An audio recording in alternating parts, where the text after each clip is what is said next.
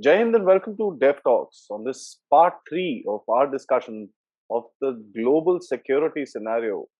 The Indian security is something that we've discussed in the past episode, the last episode. If you haven't seen that, I request you to catch up to it and find out where do we have the threats, what kind of threats that emanate towards India, and of course how these things come together to create a national security environment that we have in front of us today. So today, what we're going to talk about is the Central Asian republics. One of the most important things about the Central Asian republics is their geostrategic location. They are the main connect between Asia and Europe. There have been wars in history that have been fought through for these countries. Um, the Russians, erstwhile Soviet Union, used to dominate this entire area. The Russians today consider it as their backyard. Uh, the biggest powers in the world, namely USA, Russia, China, and India, who are trying to create a sort of a inroad into that area for their own strategic reasons. What we need to study is what kind of issues that bring about, what is the kind of history that we are sitting on, and thirdly, what are the kind of cooperation which happens in that region, which also creates a certain amount of friction, namely Afghanistan. To discuss and take this entire thing forward, I have with me, as the last time, Major General Sudhakar Jee, VSM, somebody who's actually studying this in great detail. And I'd like to say this that the kind of discussions that we've had have talked about a bit of in-depth analysis on the particular subjects. Why is that? Is to create an entire paradigm for us to kind of take our national security study or an understanding, for that matter, forward on to the next level. Sir, thank you so much. And, I think everybody's who's been watching these videos have benefited out of what we've discussed. Thank you so much for another, talk on this particular subject of the Central Asian republics. Aadi, thank you very much for again getting me onto your Dev Talks, and firstly, compliments to you for the latest two products that you have sent across to me. One of the best, one is on the BRI, the other one happened to be about the three types of warfare. These are called a pre-kinetic warfares adopted by China with General Bhatia. Excellent product. And by the products that you have produced in relation to the subject which we are covering today, and the connected ones prior to today's subject, they have elicited a lot of very encouraging inputs. I have been getting a lot of queries also. There are 2-3 requests which have come. Very senior officers in the army, they have requested me. These are useful products, and if the duration can be kept to the barest minimum. So, well, we have tried our best. That is why we have kept only Central Asia Republic today. Otherwise, initially our plan was to cover the entire extended neighborhood in one package. So by and by, we'll break them up, and thanks to Aadi to have been very, very accommodative to the request. Ladies and gentlemen, all that we have covered so far, there are also queries that in my opening remarks, in every such kind of capsule or package, if I could also briefly touch upon as to what all we have covered till now. Ladies and gentlemen, that will take a lot of time, but broadly, I would say our first chapter was initially to cover on issues related to security, national security, comprehensive national security. Comprehensive national security, if you recall, I had included the biosecurity, giving the fresh inputs of pandemic COVID-19. Then we had covered the security imperatives that India is facing today. In the security imperatives, we have not covered in depth with regard to the space, the bio, and the other kinds are emerging like cyber and all, but very briefly we had touched upon the geostrategic importance and the geostrategic interest of the country. Thereafter, ladies and gentlemen, we have covered the fact file of India, because many of us are not aware of the fact file, because India is not only one of the largest democratic countries, but we have lots of our strength which we should all be aware of. And I have been corrected. I'm thanks to Mr. Aadi who's corrected me, India has actually overtaken China in the total population. And today we can feel proud to have maximum number of diaspora, which are expected to rise up to 1 billion by 2050. And also we have covered about issues related to the land borders, maritime frontiers. We have also covered about the global strategic environment, and which important aspects with regard to the complexity of the environment, the US to continue as a dominant power, the polarization of the global environment, and Brexit, pro-democracy movement in Taiwan, the Taliban peace deal, etc., and the framework of the anti-terrorist activities that the global order was supposed to have adopted, how it is taking a backseat, changing character of conflict. Indo-Pacific Ocean was also discussed. Epicenter of terrorism in the Asia. The century of Asia is the 21st century. So all these aspects have been covered. Ladies and gentlemen, today we'll cover part three. Part three essentially is about the extended neighborhood. When we talk about extended neighborhood, we have a couple of components in this particular paradigm. The first and foremost is the northern component, is the resource-rich Central Asian Republic, which is in the north. It continues to remain violent, fragile, and fractured because of religious fault lines. And to its west, we have Afghanistan, where the pot is boiling, and we hope like hell for the stability of Afghanistan. Further to its west is the volatile West Asia, and down south is the Indian Ocean, where the strategic rivalry is in full swing. And if you go further to the east, we have the vibrant Southeast Asia with economy booming despite all challenges. So these are the important aspects, ladies and gentlemen. Firstly, we come to the essential aspect of Central Asian Republic. Now, what is this Central Asian Republic? When you talk about the very constitution of Central Asian Republic, essentially, this is the underbelly of Russia. As you all know, till 1991, uh, the Soviet Union, in its complete entirety, used to be one of the bipole, the superpower of the world.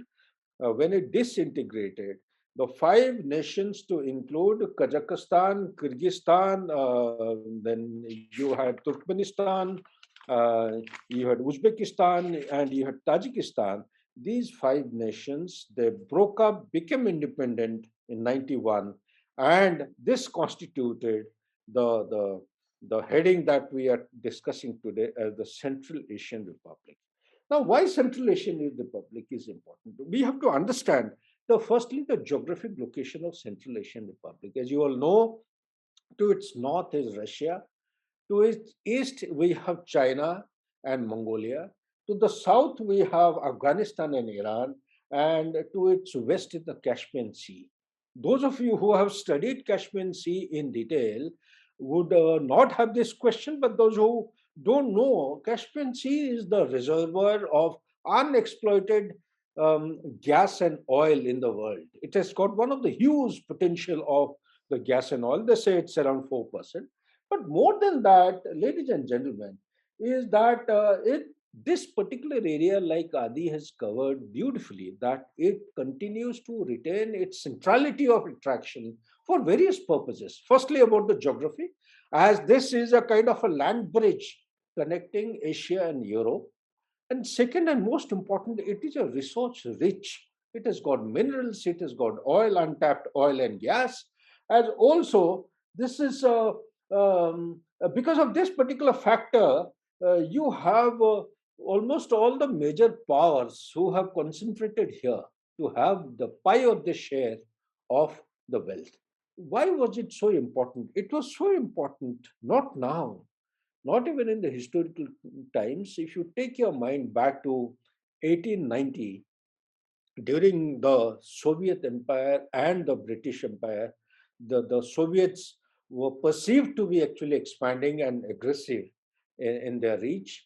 So when they started expanding, came across the Central Asian Republic, headed towards Afghanistan. That is the time it was a kind of a wake up call for the British Empire in order to counter them effectively and contain their further expansion. The British Empire had reached out to Afghanistan, and they decided, both of them mutually, to go in for making Afghanistan as a buffer state.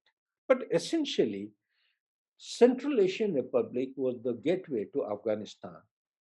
And as per the perception and understanding of the British at that point in time, perhaps Afghanistan to them appeared to be a gateway to India.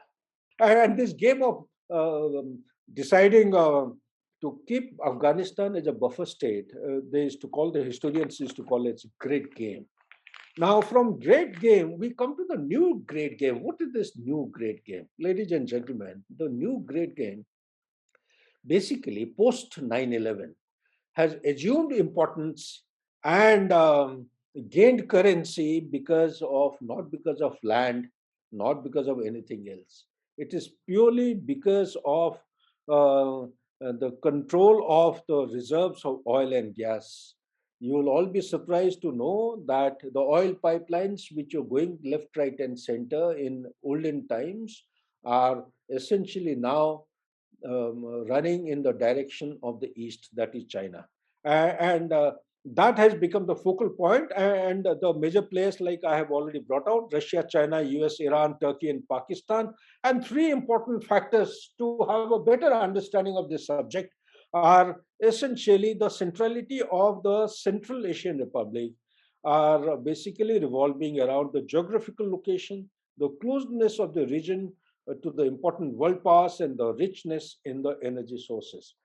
Besides that, also today morning, one of the talks which I was taking for the prospective candidates of civil services, let me clear it right here itself. The religion in Central Asian republics are essentially Sunni Islams. This has, without pointing fingers at anyone, for essentially for the better understanding, the nomads and the semi-nomads, historically and traditionally, they constitute the population. Total population is approximately 7 crores, if I am not wrong, 7.2 crores as per the census of 2019. And the modern day Central Asia is home to a European settlers, mostly in Kazakhstan. There are about 7 million Russians, 500,000 Ukrainians, 170,000 Germans. But the language remains, actually, the Russian is the lingua franca, and GDP put together of these five nations is approximately 1 trillion plus as per the statistics of 2019. Ladies and gentlemen, this has become one of the central points of the Islamic jihadi activities. This is not known to many people. Post 9/11, one of the reasons as to, unstated reasons as to why USA has come to Central Asia is to contain the Islamic jihadist. So therefore, it brings me to the next point. Next point is that the economic importance of this area. Ladies and gentlemen, if I share with you, you also would be surprised to learn that in the year 2000, Chinese trade with the Central Asian Republic was about $1 billion. Within next 10 years, it had risen to 30 billion, and by 2030, there were two-way trade between two nations, or two entities, was about $50 billion. By and by, China had replaced Russia as the Central Asian Republic's largest trading partner. With that, I'll get back to Adi. If you have any points or queries, please, you're welcome. Otherwise, I'll go on to the next point, please. So I think you've given a good introduction towards what the great game is. I think the great game part 2 started after 9/11, as you also mentioned, and now I think we see the third great game which is going to come into play, wherein the Central Asian republics are again going to come into a lot of focus in case things do go wrong in Afghanistan, beyond the point that they are already. Not that I'm saying that they're great, but if there is some turmoil which begins up in that region, I think it is going to destabilize the Central Asian republics to a large extent. And there is a lot of ethnical, and ideological support base or a fellowship in that particular region, as you've mentioned. One of the things that intrigues us is that India pretty much has its own ways to Europe, apart from the land route through Central Asia. We've got sea routes which have been on for hundreds and hundreds of years. What is India's kind of interests within the region, and how does India balance its interests along with China being a part of the SEO and so on and so forth? Excellent, Adib. You have actually value added certain points which are most relevant from the present context for better understanding. Ladies and gentlemen, the India's interest essentially they are arrayed around certain central points. The first central point of India's interest is that it is serving as a land bridge between Asia and Europe, and to take advantage of this land bridge, because you would agree with me that the security, the stability, and the prosperity of Central Asia is imperative for peace and economic development of India. And in order to have peace and economic development of India, how it is connected, just see the route. In uh, erstwhile or in the undivided profile of India, India is to have direct connectivity with the Central Asian Republic through Gilgit-Baltistan. And today, the CPEC is being taken advantage of. China is exploiting to have some axial kind of linkage, the communication through Pakistan. The CPEC is developing that way. And the strategic importance of Central Asian Republic, some of the issues, if I discuss with you, maybe you will also be benefited and surprised that our interest, we as a nation in India, is a rising economy. We require non-stop supply of energy. Energy security actually keeps us focused and driven towards the Central Asian Republic. But the biggest problem that India is facing today is the lack of physical continuity. We have to take a circuitous route, go via Chabahar. Chabahar, you know the situation, how it is developed in Iran, consequent to the invasion of the Taliban into Afghanistan. And you know how Iran is coming under pressure. Let's hope like hell that they have the successful and favorable nuclear deal, that JCPOA that we spoke of last time. Let's hope and pray to God that it's get revived with the Biden government having shown interest. So besides that, the security aspect, you see, you all would agree with me up to, let's say, till the invasion of Taliban into Afghanistan, our focus in Afghanistan and surrounding areas has been, it is my assessment, I don't think I am wrong, has been on development. But post Afghanistan situation, the entire focus of the nation rightfully should shift towards security. Because unless there is security, development will have no meaning. So, therefore, rightfully, India has taken a lead role. We have had NSS meeting of relevant countries, that 8 out of 10 stakeholders who attended on 10th of this month. The declaration has been very, very favorable and positive. It has reasserted the eminence or the central role of India as a stakeholder of as a the extended neighbor. So, in addition to that, I'll be failing in my duty if I do not share with the audience. There are few important issues when we talk about the strategic importance of the Central Asian Republic and the India's interest. You see, the important that has to be understood is that consequent to the collapse of Soviet Union or disintegration of USSR, the first group that was formed was called a Shanghai Five. Shanghai Five essentially had China, Russia, Kazakhstan, Kyrgyzstan, Tajikistan. These are the 5 states. It's called as Shanghai Five. The Shanghai Five in the year 2001 were joined by Uzbekistan, and in the year 2009, India and Pakistan became permanent members.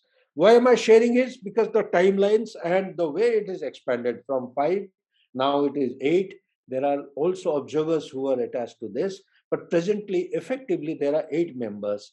And all these countries, they actually have put together, they have 40% of the world's population, 68% of the land mass, and 20% of the global GDP. India and the Central Asian Republic, we enjoy many commonalities and the perception in the global and the regional issues. And as you all know, that the Central Asian Republic is getting integrated into into one infrastructure development which is known as Trans-Eurasian Transit Economic Corridor. It has got roads, it has got train services, there are container movements, and more than 400 trains were transported in the year, one single year of 2015. 30,000 containers they had moved along this axis. Look at the kind of economic boom which is taking place prior to the COVID. And also, it will be very interesting for the viewers to learn that the Central Asia and the West Asia, like the Middle East, have been connected through this road axis with the European Union. And the new Silk Road, this alignment is known as New Silk Road, the one which is taking off from Shanghai. Instead of going to the north, it cuts across the Middle East, then the West Asia, and thereafter goes to European Union. And this is known as the New Silk Road. Besides that, I also should be covering very briefly about the Chabahar. This is a port which India has invested a huge amount of money. And what is the aim? The aim is basically to have a north-south connectivity from the Arabian Sea, going right through the Iran. From Iran, it goes to the place called Zaranj, Dalaram. Thereafter, cuts across through Kabul and goes further north. And this is known as the International North-South Transport Corridor. It was established on 12th of September 2000 by Iran, Russia, and India. Essentially, it was aimed to promote transportation and cooperation amongst the member states. It's a 7,200 kilometer long multimodal transportation corridor, essentially comprises of network of ship, rail, and road routes moving freight between India, Iran, Afghanistan, Armenia, Azerbaijan, Russia, Central Asia, and Europe. It has been built under the Ashgabat Agreement in April 2016. Ladies and gentlemen, this brings me to the next important point is where is the place? Till some time, this what I'm going to share with you now was a top secret classified stuff, which I used to deal myself in the military operation directorate when I was in service. This was the only military base, foreign military base in Tajikistan. It's known as Farkor Military Air Base. It is a well-known secret now. It is there in the open domain. It's about 130 kilometers away from the capital, Dushanbe, of Tajikistan. We have a military base there. We have aircrafts, and it gives us adequate, empowers the Indian Army to ensure stability and security in the region. How much it can contribute towards that, the time will say. But essentially, we are present in the zone, in the area, to take care of things actually spilling over or going beyond the control. Now, besides that, just to save on time, I am not covering those aspects of when the Taliban came into Afghanistan, when the fight we are supporting Northern Alliance, a fight against the Taliban. This is the place from where we used to actually help out the Tajik forces or the Northern Alliance forces. Tajik is essentially, they are the majority of the component of Northern Alliance, and Indian base is to provide all kinds of support. We have hospital, we have many other things, the logistic base, and we have a regular upkeep, and the supply chain is well established. The physical connectivity is suffering a challenge today. Now, this physical connectivity is lack of contiguity. Because at times when I think deeper into the subject, I always feel that why nobody is talking about the POK. We have a border of 106 kilometers through Wakhan corridor. Well, if Pakistan, despite the illegality of its occupation and handing over to China for development of CPEG, ceding the Shakshagam as also the Aksai Chin to China, why isn't India doing anything about it? It's a question being thrown to the environment, and you people are the future generation. I would actually leave it here that Why don't we take some initiative and steps? Today, the Gilgit and Baltistan people are in uproar. They are fighting against Pakistan. They have given a threat call to Pakistan to vacate by 2022, 2023. 22nd October is the cutoff date they have given. My question is, why aren't we, whether it will happen or not, time will say, but we must always claim and make noise to improve our connectivity with Gilgit-Baltistan. Gilgit-Baltistan was snatched away by Britishers and given to Pakistan. Nobody wanted Gilgit-Baltistan to be given to India at the time of independence. There is a conspiracy. So if you read the history, you will get to know. But all I am saying is that if we can have a direct connectivity with Gilgit-Baltistan, it will give us, it will enable our trade and commerce to actually mobilize. Because I have been myself as the GOC of Eastern Ladakh, I have been to the Karakoram Pass, and the connectivity from China side to Shakhsgam is challenged. There are a number of places they have not been able to extend the bridging effort. But towards our side, 3 kilometers away is Shakhsgam. And any kind of vehicle can go to that place in just about 25 to 30 minutes time, or maybe maximum 1 hour. Connectivity is better. And from Sakshgam, you can cut across to Aksai Chin, and thereafter it takes you to Gilgit-Baltistan. That is one route. The other route is from Razdan. That is, if you move from Razdan across Pir Panjal ranges towards Kishan Ghati, and there is a route which Alexander the Great had taken. So that also takes you through Skardo, takes you to Gilgit and Baltistan. So these are traditional historical routes. Nobody seems to be talking about it. I think the time has come. Maybe the future generation will take care, and you must keep it in the back of your mind to reconnect with our legitimate, not claim, legitimate part of our country, which is Gilgit-Baltistan. Why am I making this point? Is our future war is not going to be a kinetic war for any other issue except for water. Gilgit-Baltistan has got maximum number of glaciers, 257 surveyed glaciers, perennial glaciers. And China is eyeing for Gilgit-Baltistan because it is suffering from acute water shortage.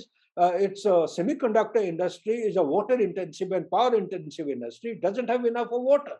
Anywhere and everywhere, there is the land border law, which has just come about. One of the hidden meaning of the land border law is that they will assert the sovereignty of even the claimed land and have right over the water if it is available, regardless of the international rules and tribunals on the subject.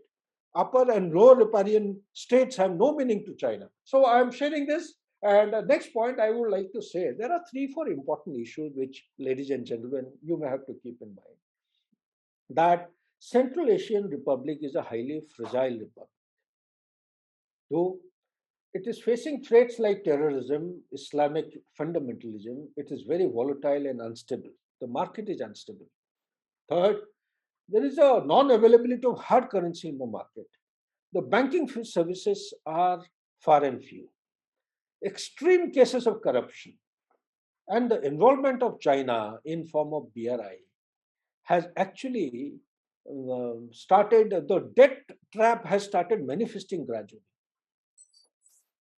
For all you know, before you people realize, all the 5 nation states, less the Kazakhstan, may be falling into the debt trap in near future.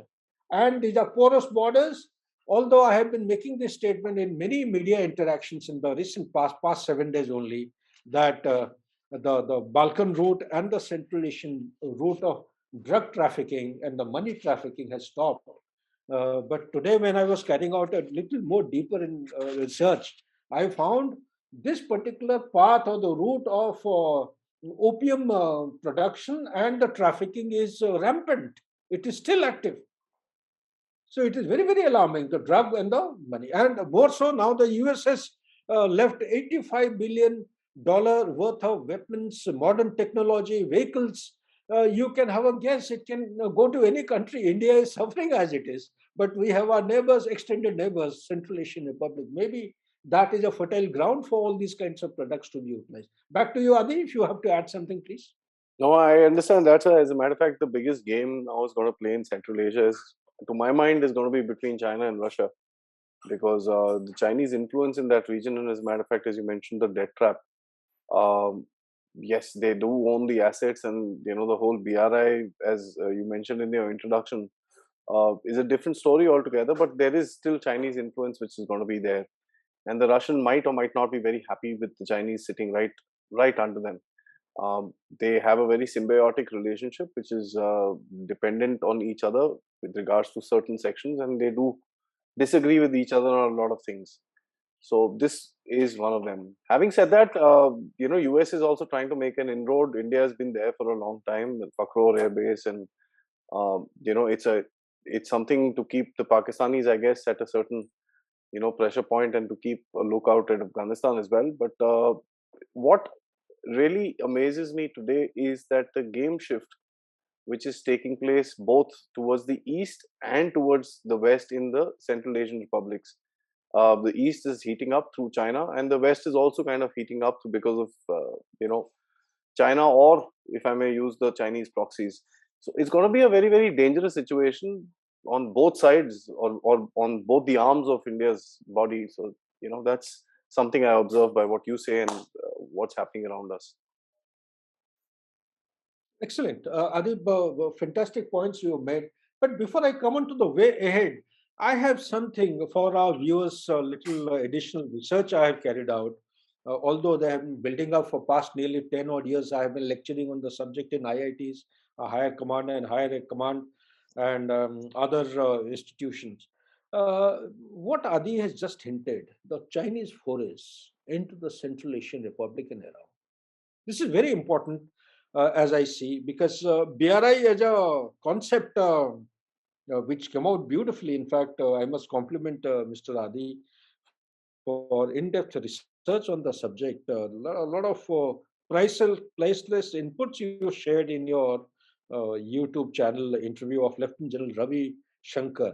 It's a fantastic. I mean, it should be circulated as much as to the people for the benefit of our future generation. The present is also the future generation. You see, China by and by, you all know that Badakhshan province Wakhan corridor, China has constructed a fencing. This fencing is around 96 to 100 kilometers, as wide as the that corridor allows it. Now, China has established a base. They have based themselves there to disrupt any kind of contacts with their uh, the citizens of China with the Uyghur Muslims. It is learnt. There are many things that I want to share, but we would like to restrict it to the stipulated time. There was a group, as you all know, there is a huge copper field, copper minefield in Afghanistan. The contract had been signed sometime way back in 2007, 2008. Now, because of different kinds of evolving situation, somehow formal official excavation or digging could not be commenced. Somehow or the other, Xi Jinping has pushed it hard. They started. Incidentally, this has got high grade quality of copper, Yeah. second largest in the world. And they have also paid some money, something to the tune of a couple of millions of dollars.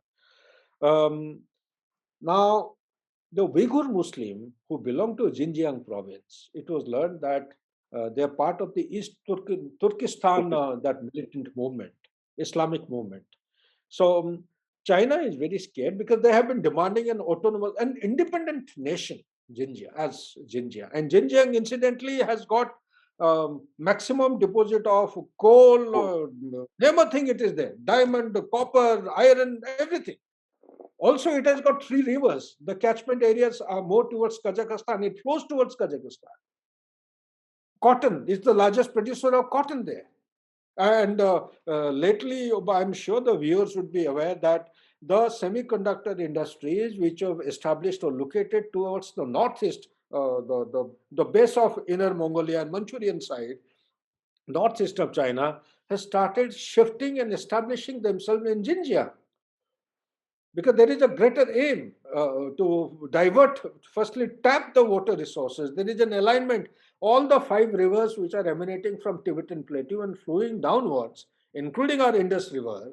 There is a river, this Brahmaputra's water is being tapped and transferred towards the north, from south to north. It's a huge project. So is the case with the Mekong. The number of dams have increased in past 10, 12 years. Number of dams, somebody was carrying out a calculation, surveyed figure is coming to approximately 80,000 plus. So you can very much. So whole focus is onto the diversion of the water. What I'm coming to is that besides putting a check on the Uyghur movement, these Uyghur militants, they had come into Afghanistan. This was in the year, I think, 2018 or 19. They had killed the scientists and the engineers and the workforce of the Chinese workforce in the copper mine. And China had sent a clandestine force to catch or apprehend these people, bring them back to China, and execute them, hang them. Unfortunately, the Uyghur Muslims who were responsible for that militant outfit killing of the Chinese engineers uh, could not be traced by the Afghan special force or the police. It is this party, clandestine party of China, which had made an inroad. They were caught, they were put behind the bar. Take your mind back to 20th or 24th of August this year when Afghanistan was burning and these people had already come in, Taliban had come in. There was a movement of diplomatic negotiation between the Afghanistan, Taliban, and the Chinese diplomatic community just to take release of these people on bail from Afghanistan jail back to China. So this is, I'm just sharing because with this point, I have something to say that they basically want to put a check because it is through this corridor they have realized that ISIS Khorasan group also has managed to penetrate into Xinjiang province besides the Uyghurs. It's a big threat for existence of Xinjiang as a province. It's a minority province consisting of minor. Second point I wanted to share with the viewers is that it's axiomatic to state that Beijing has maintained contact with Taliban and has supported the idea of a reconstituted Afghanistan. We know one is China, the other one is Pakistan, the third is Russia. They continue to have their embassies functional even under the present circumstances when the global order has not extended legitimate recognition of Taliban till date.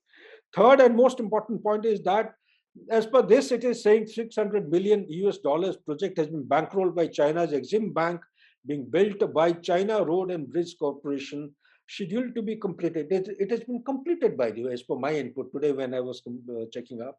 They are opening up a strategic route as part of BRI along the ancient Silk Route in China's mountainous Xinjiang Uyghur Autonomous Region towards Turkestan. Now, Turkestan, it is providing China-Pakistan economic corridor. It's an axis. It's an lateral which is connecting CPEC coming from Yarkand side and connecting with this particular axis coming from Uyghur or the Xinjiang province. So there is a connect between these two national highways, and uh, and this has become actually a critical node into Central Asia. This road is further going towards Kazakhstan, and also it will be interlinking Pakistan, China, and Kyrgyzstan with strategic nodes extending to Uzbekistan, Tajikistan, and Kazakhstan. It's a very important, vital link which is actually going to give lots of oxygen. What it is suffering down towards Gwadar, it's unable to take off, as per the planned manner. It may have a breakthrough through the Central Asian Republic, taking itself towards the European Union. Third and most important thing I thought I must share with you that the telecom giant, as you all know, the Huawei Technologies, in partnership with China Telecom, has unveiled an ambitious plan to transform Bishkek, that is the capital of Kyrgyzstan, ladies and gentlemen, and Osh, the second largest city in Kyrgyzstan, into smart cities.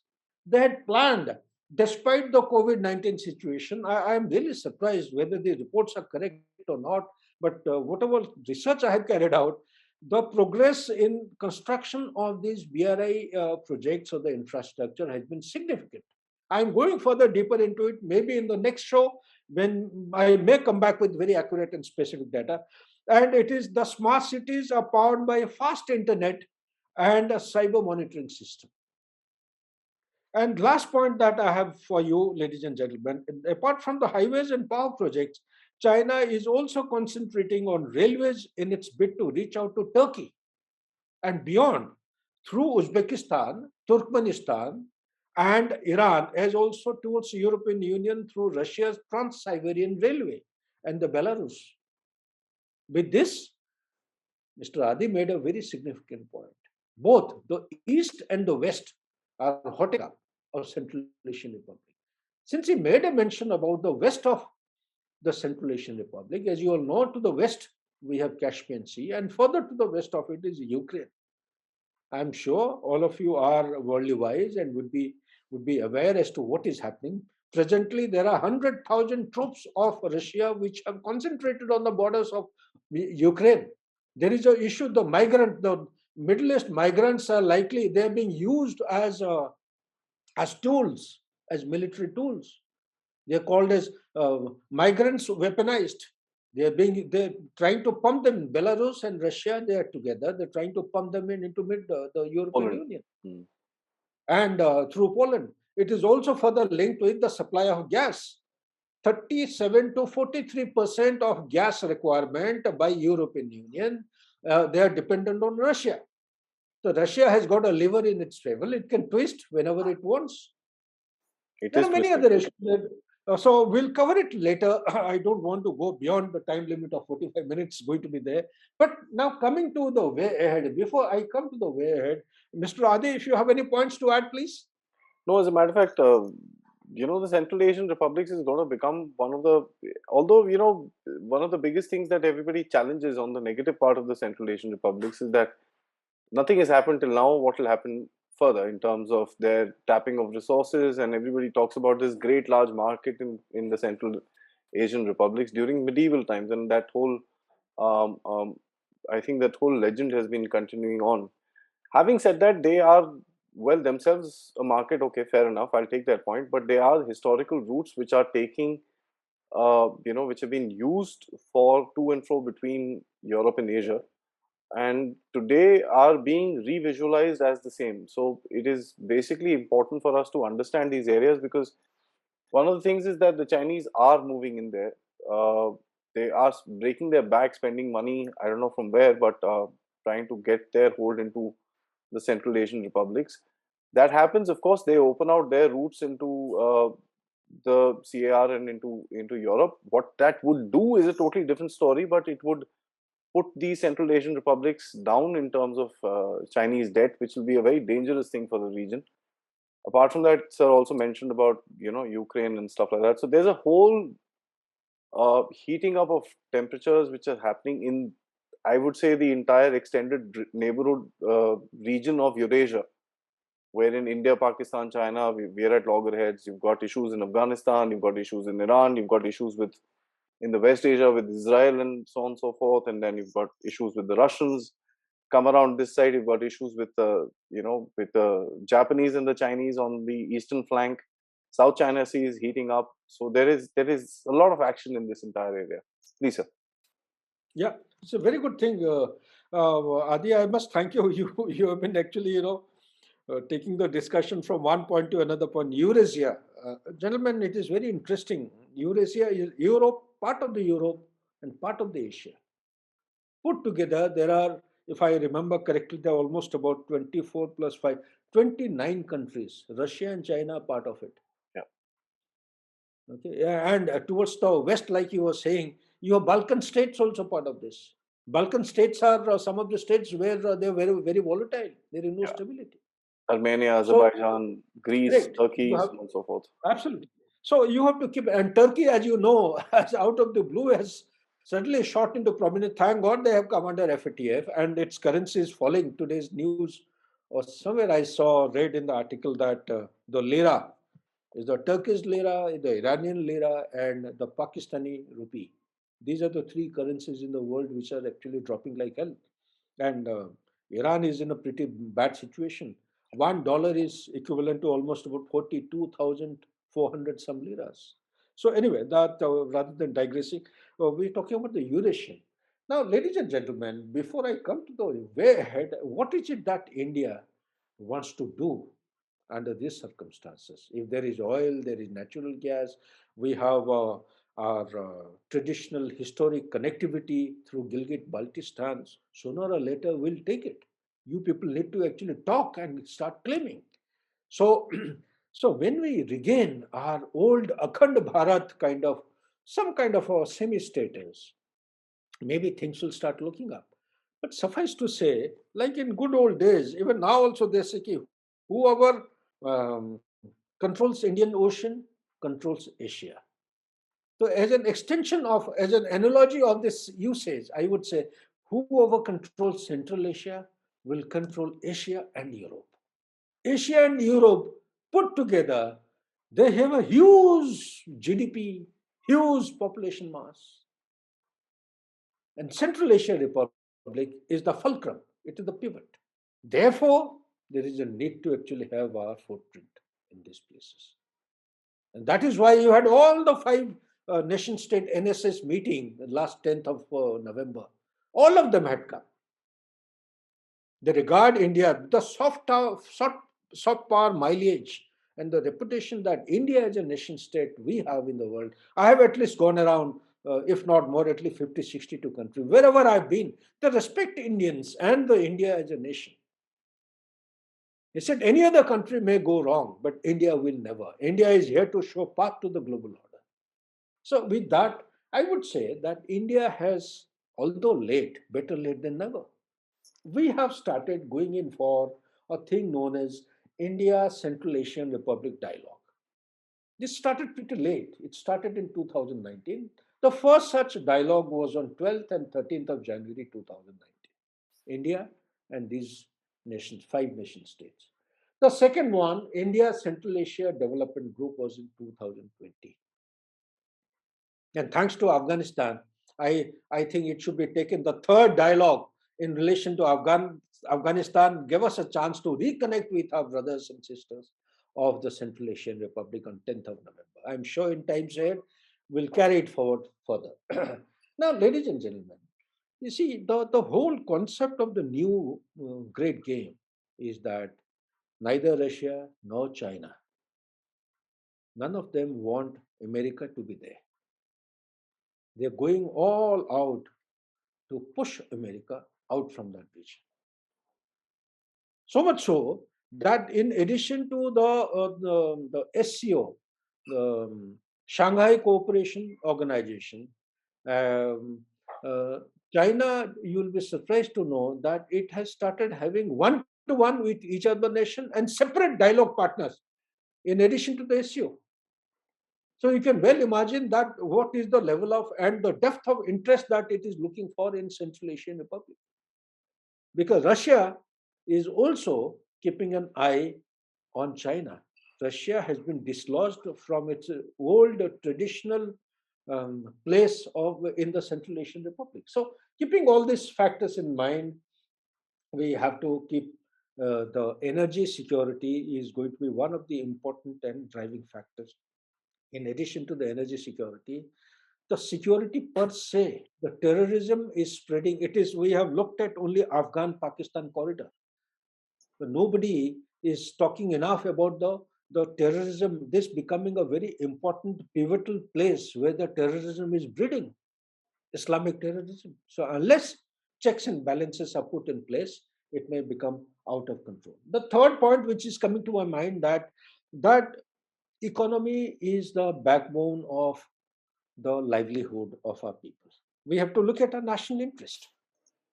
So here is some area where we can go in for the free trade agreement with the Central Asian Republic, which is already on. The action is already on. And we have, like Adi, he brought out one issue about the Eurasian Economic Union. This is where I mentioned, ladies and gentlemen, presently the trading capacity of the with the Eurasian Economic Union is just about 10 billion. It has a potential to cross 170 billion in a very, very limited time, 5 to 10 years maybe. The next point is that we have started, like we have look east to act east. Similarly, we have look west. Now we are thinking in terms of acting west. Perhaps the mini Quad, which has just been formed between the US, Israel, UAE, and India, perhaps this is going to empower us to take it forward towards West Asia or the Act West.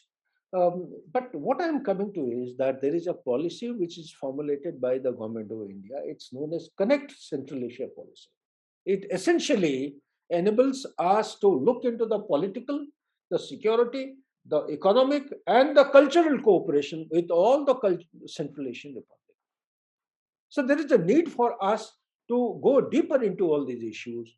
And somehow or the other, we have to have our routes of access, maintenance of access. If Chawbari is not working out, then we may have to look for something else, a cost effective one.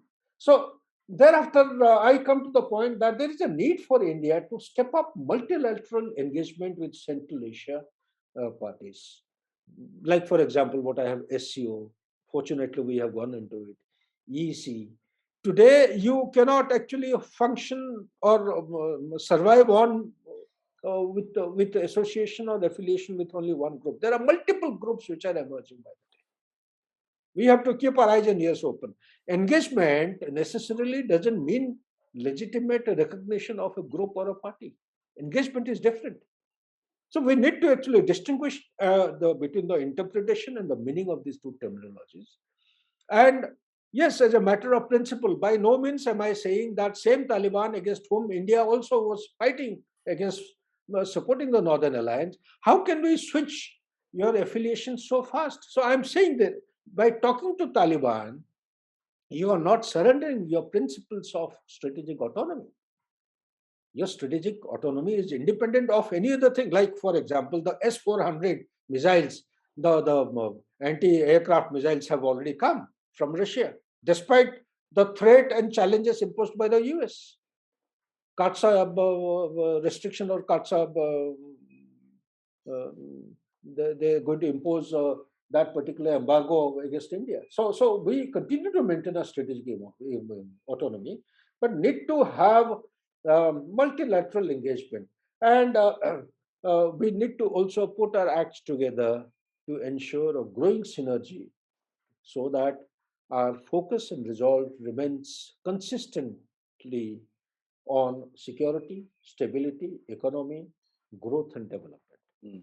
With that, ladies and gentlemen, I have finished. Adi, if you have any points, you are welcome. Otherwise, next time, ladies and gentlemen, and some of my students are very keen to this. There are almost about 2,600 of them. I am also very fascinated with their response. Next time, we'll be covering the West Asia. Central Asia Republic is also directly, indirectly, or deeply immersed in the gold impression. There's so much of drug trafficking. The rupee, the money, the value of their money is dropping like hell. Thank you so much. Back to you, Adi, if you have anything to say. Not also, I think it's a well-rounded discussion that we've had about Central Asian republics and their importance generally for the world and of course for India. It's worthwhile mentioning that India has been trying to kind of shake off, and I'm going to use the word a lot of people may not like it, the laziness in terms of our foreign policy and jump across and probably try and catch up for lost time. But I hope we are successful in our endeavor to achieve what we are setting out to get today. Because one thing is that the opponents and the adversaries that we have today are pretty fast, and they are, they're out there to get their game going, and we need to have the same kind of push and the same kind of encouragement with the resources which are required for that, for our goals to be achieved. Thanks, till next time. Jai Hind. Thank you. Thank you so much.